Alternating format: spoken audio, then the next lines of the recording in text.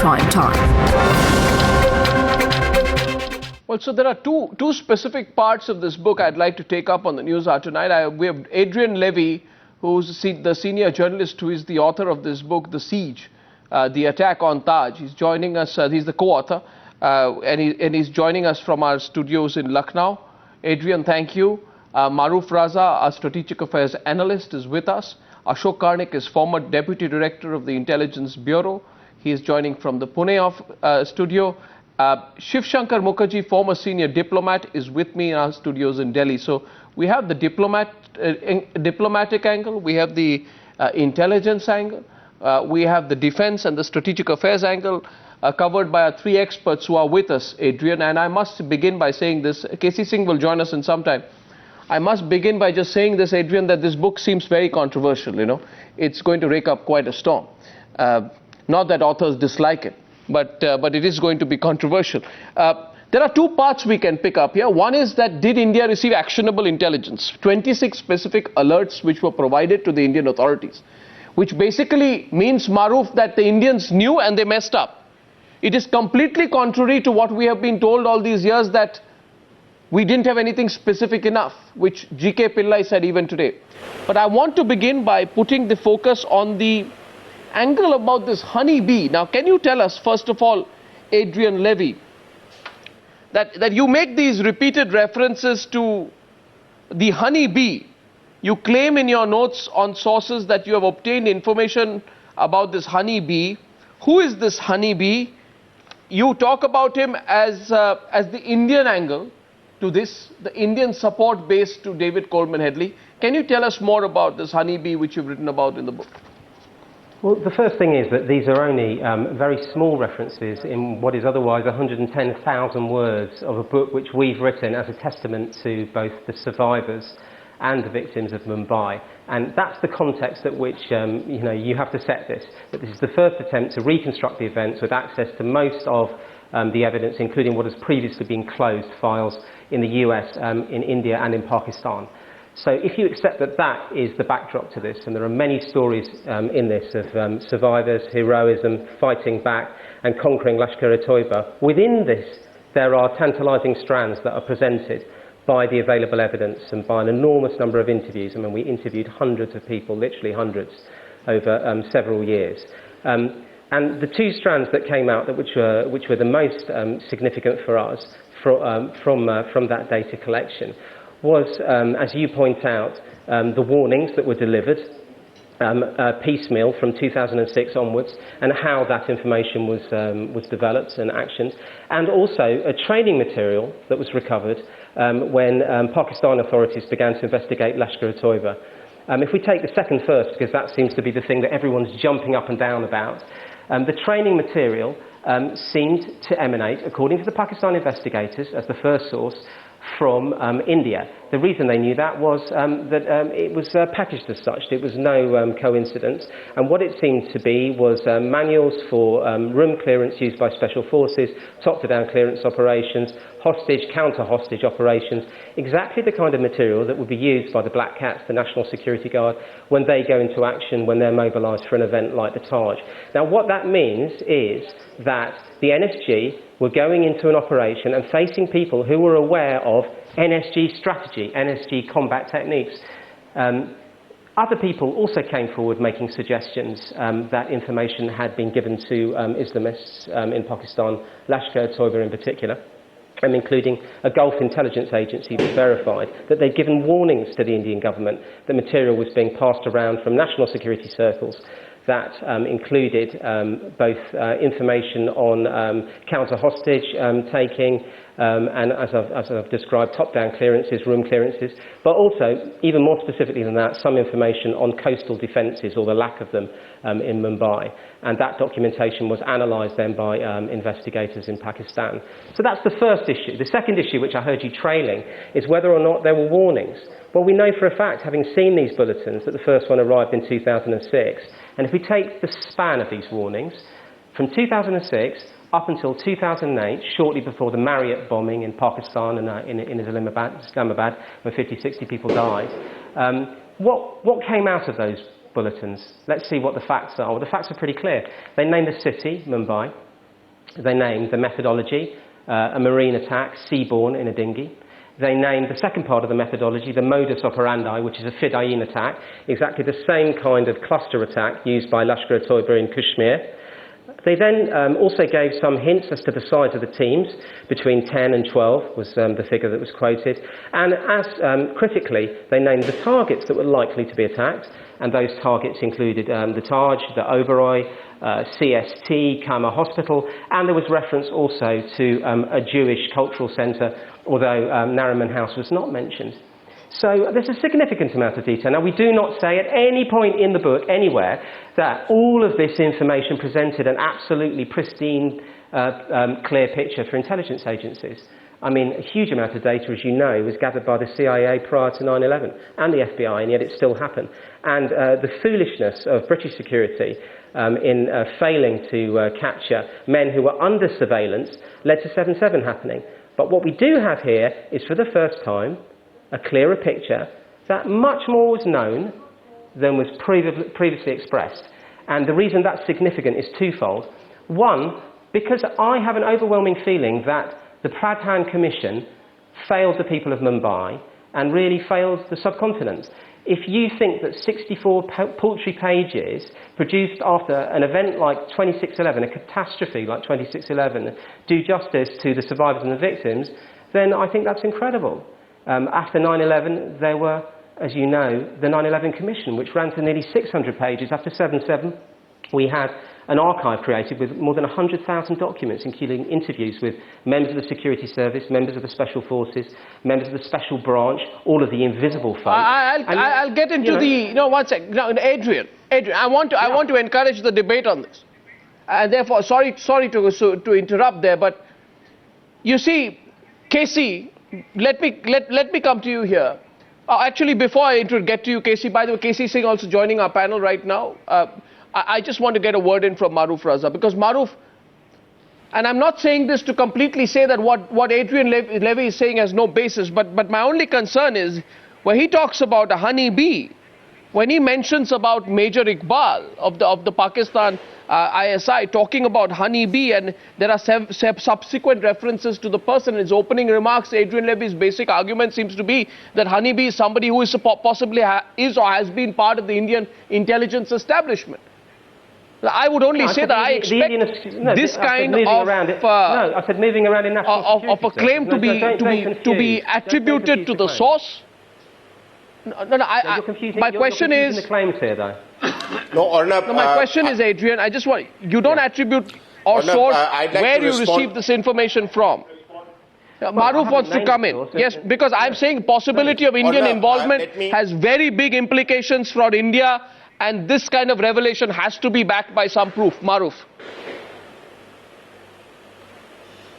Arnab, to defend the authors, let me just say that, very often when they do research of this nature and come up with a book, I mean, just to quote another book on 26/11 and Lashkar-e-Toiba storming the world stage, the story of Lashkar-e-Toiba, but Stephen Tankir, again, very sensitive information there is footnoted, but he doesn't disclose his sources. So I think the first step to do is talk to Mr. Levy. The government should talk to Mr. Levy and ask him to furnish the details, at least confidentially, to the government. But more importantly, I'd like to respond to 2 or 3 points that he has made.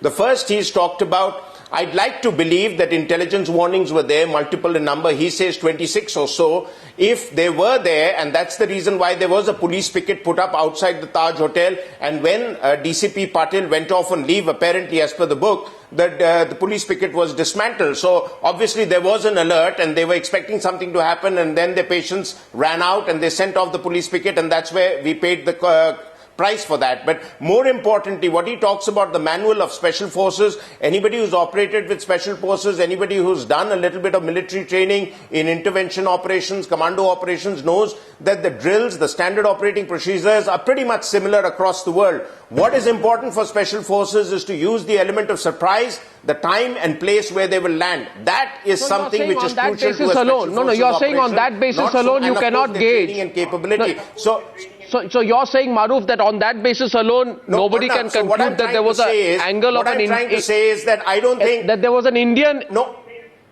Arnab, what I'm trying to say that I don't think that is a huge revelation by the author. I think what it is that all along we were given to understand that there were just some vague, delightfully vague intelligence inputs which the government took it as routine and therefore tended to ignore. This was very specific intelligence where the government and the Taj group of hotels were aware that there is a possibility of an attack, and therefore there has been a blunder at various levels, and we tend to, fast forward to Patna.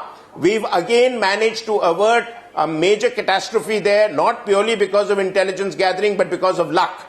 So what has happened that in our case, we don't seem to learn lessons. And if there is something to do with Mr. Levy and Kathy's talk, no, I'll come to the second point later. Let's focus on the first part, Maroof, for the moment. But I think, and the first part, no, Maroof, let's focus only on the first part for the moment. I'll come to the intelligence angle in just a bit. I'd like to, Arnab, just give me a moment. The honeybee issue.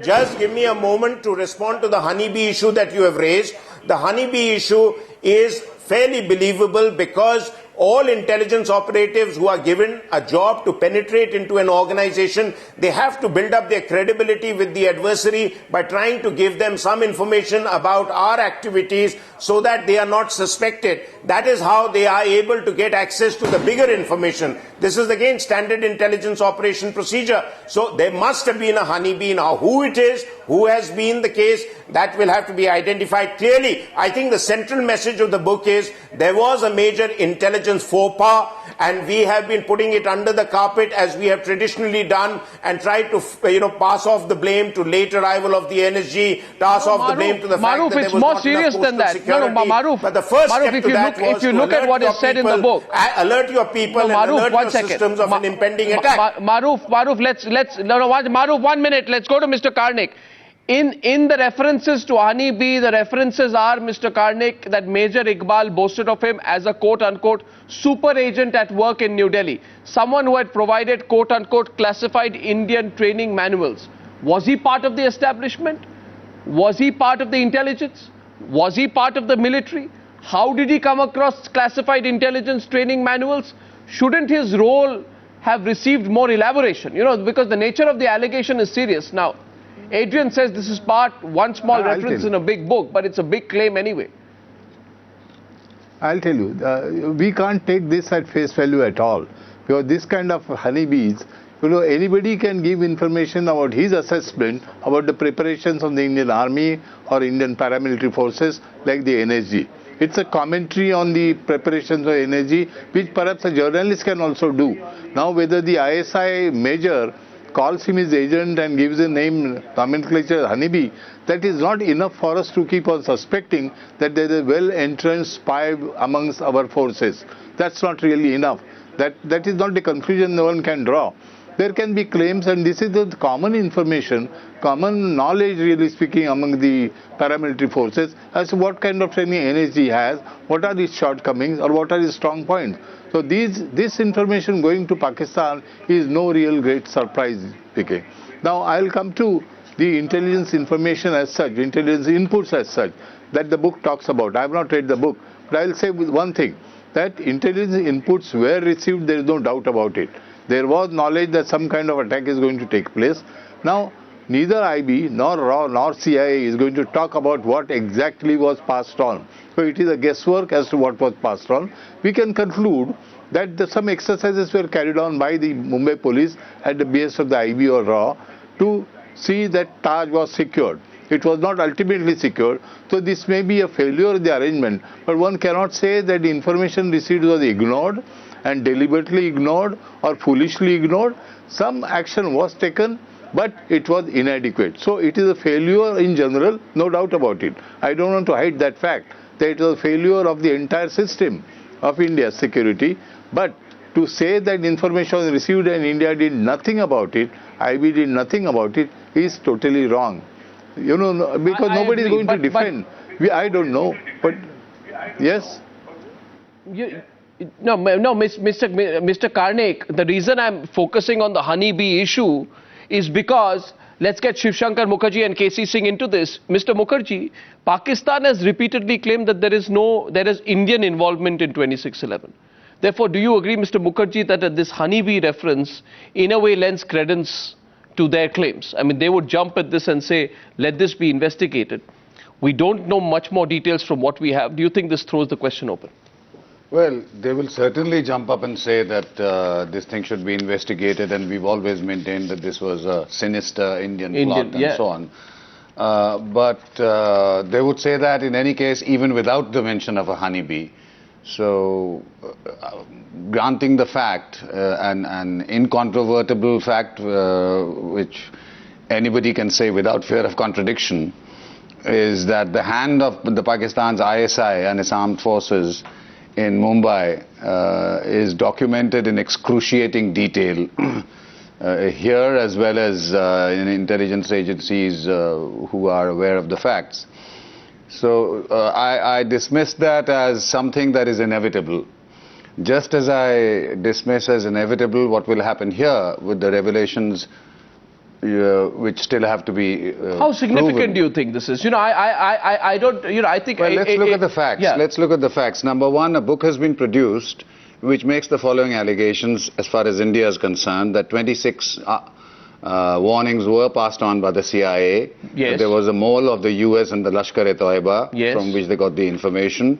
That there was a mole in the Indian intelligence community that provided extremely crucial information for the attackers. Who got classified Indian training manuals at the expertise of the and perhaps Lashkar. other things which we don't know about, if this is true.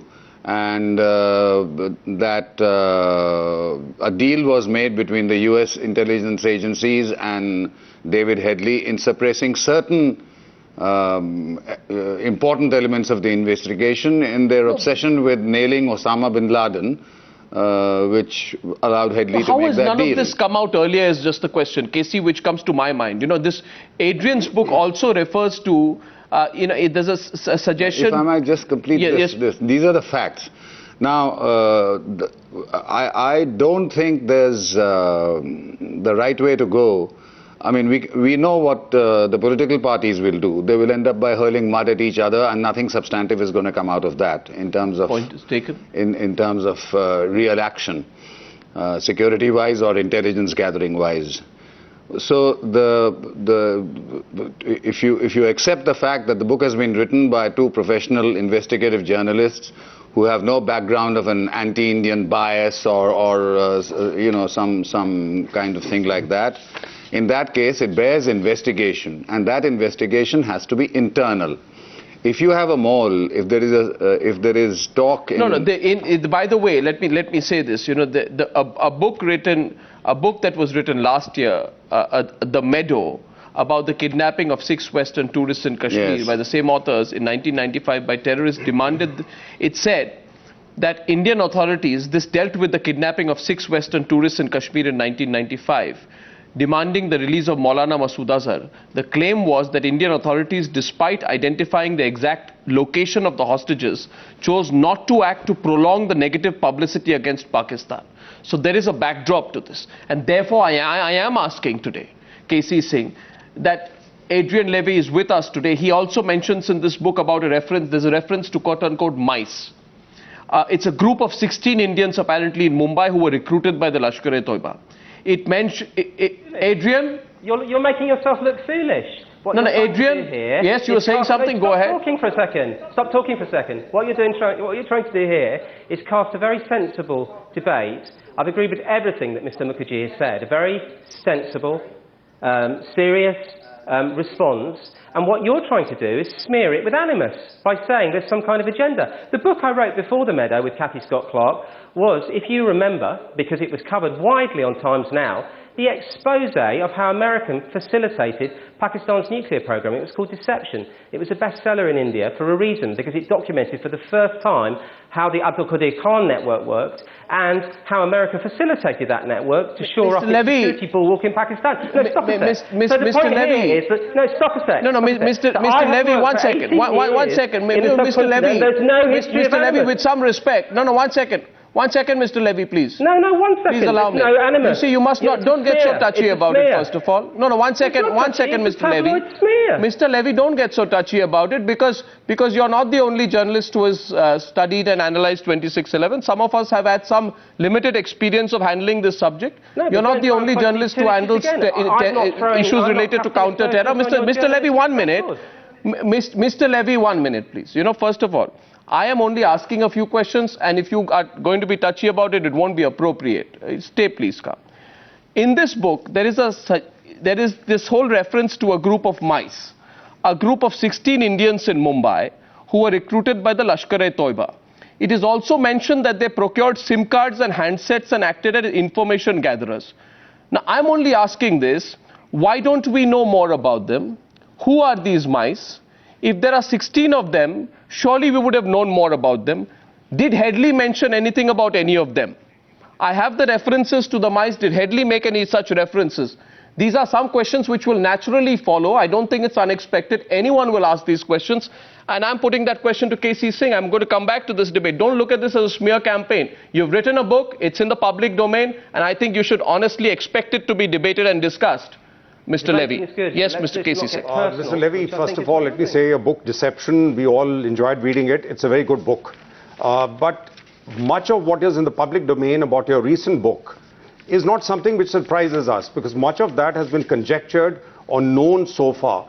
Because it became clear after David Headley was apprehended and the way he's been treated by the Americans, limiting the access of Indian agencies, wanting to interrogate him, giving him a plea bargain. It was quite clear that the early warnings that India got, and it was known in India for some time that some early warnings were given by US because they were running David Headley in the hope that he'll be able to penetrate the organization further. But what they did not realize is that he had been won over by the other side, and CIA has seen this happen again with the Jordanian agent, who was a double or triple agent who blew up 5 or 6 CIA operatives in Afghanistan. So this thing of an agent who gets won over by the other side, particularly because he believes in that faith, is something which Americans, I think, found blowing up in their face. So they had given us a warning, but they did not want to give more specific details because that would have burnt their source. But when they realized, ultimately, Headley was not caught because of India.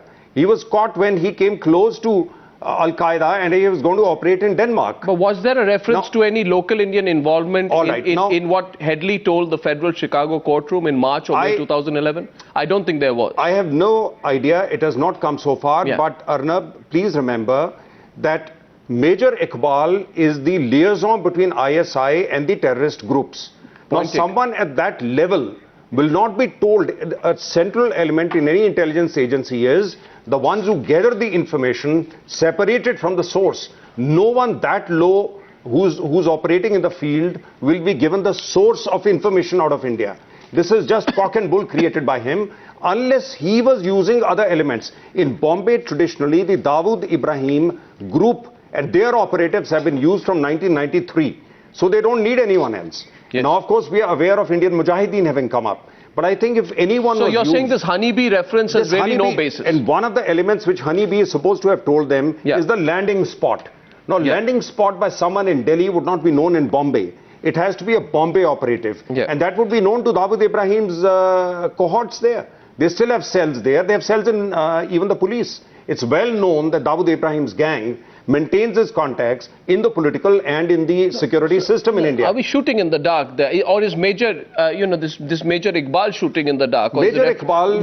Who's shooting in the dark here? Because I'm focusing on this honeybee angle, Maroof. We're shooting in the dark. Is it possible it's just a tall claim, Maroof? No, let me... No, watch. I just want to go to Maroof back and come back. Let me just answer this. Arnab, you see, Major Iqbal, when he is telling these operatives to go there, he would also give them all kinds of cock and bull to ensure that they know that he's got assets in that country. Secondly, the assets that he would be operating would be the Dawood Ibrahim related assets, and those would all be in Bombay. Now, those have not surfaced. So it cannot be believed. None of those have surfaced in the inquiry. It is true that this is an angle which should be re-examined because the government at that stage was facing an election. Was facing an election within months. So there was an attempt to say that there are no local links. Precisely. Maroof wanted to come back. Yes, Maroof. Arnab, there are 3 points I wish to make. One is further to what Mr. C Singh has said. There is a very thin line between what is passed on and what is conveyed eventually to the ground operators, such as the group of 10 that came into Mumbai. So as Mr. C Singh is saying, that sometimes facts are convoluted, sometimes they're inflated to give a picture that, we are in complete know of the situation. But I think the more important issue is honeybee or no honeybee.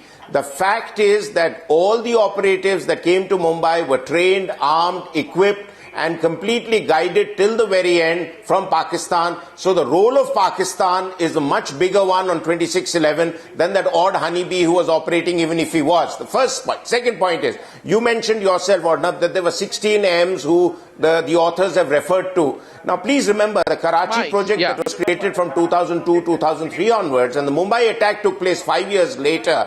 The Karachi project's purpose was twofold. One was to provide constant source of facilitators for any operatives that would come in from Pakistan, and more importantly, to shift the blame that these are internal actions taken by Muslim groups within India, and Pakistan has nothing to do with it. It's an internal problem. And the third point I wish to make out is that if the author is confident about the sources of his information in the interest of India, and he's currently on Indian soil, it would do us all good, and it would do his reputation good, at least confidentially, to expose some of the information to the intelligence agencies. Otherwise, his work, and the author is rightly sensitive about the fact that he's put across very accurate information. I'm assuming he has a track record of great research.